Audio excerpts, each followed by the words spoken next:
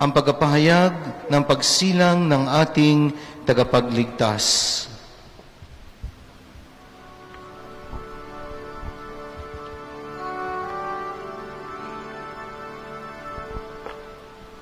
Ngayong 25 araw ng Disyembre, ating balikhan ang mga kaganapan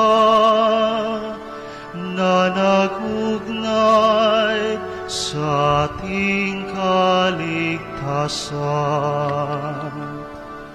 Sa simula pa noong mga panahong una, nang likhay ng Diyos ang santinakpan at lalagi ng tao ayon sa kaniyang sariling larawan.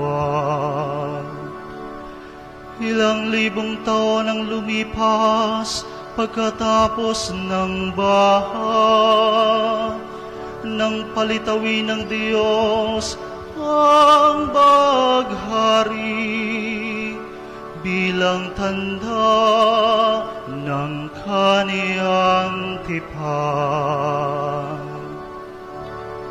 21 siglo mula sa panahon ni Abraham at Sarah, 13 siglo sa paglisa ni Moises, kasama ang buong Israel mula sa Ehipto.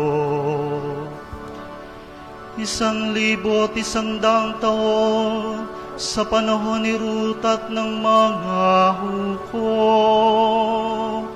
1,000 taon ng pahiran ng langis si Haring David.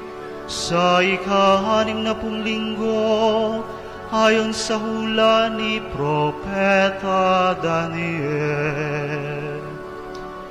Sa taon ng 100 at 90 araw na Olimpiada, ang 752 taon sa pagkakatatag ng siyudad ng Roma.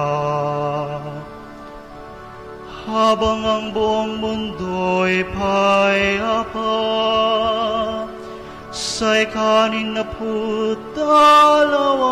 taon, sa paghahari ni Octavian Augusto.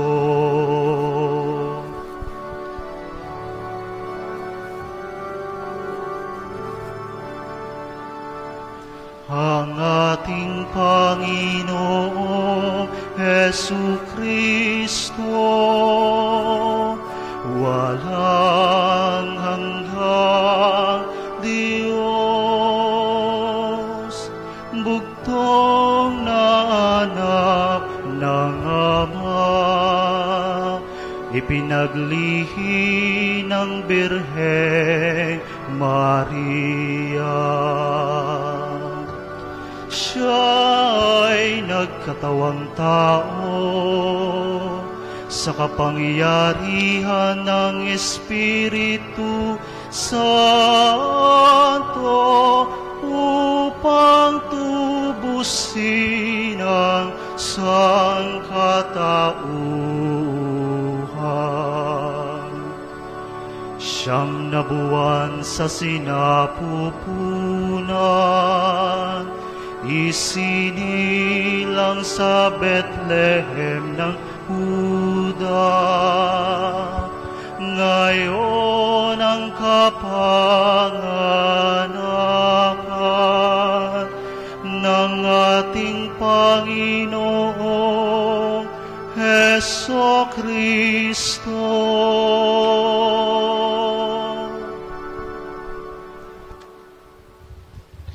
Ang pagbabasbas ng biliin.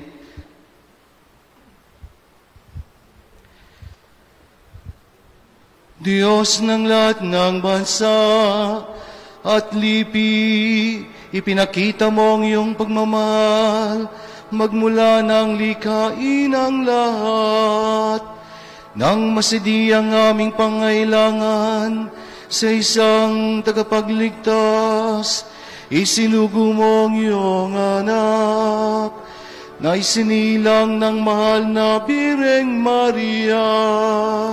Sa aming buhay, hatid niya ang galak, kapayapaan, katarungan, habag, at pag-ibig. Panginoon, basbasan mo ang lahat ng magmamasid sa Belen na ito.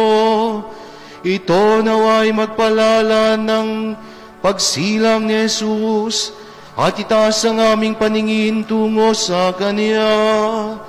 Siya naming Diyos at tagapagligtas, na nabubuhay at nag-aari magpakailanman.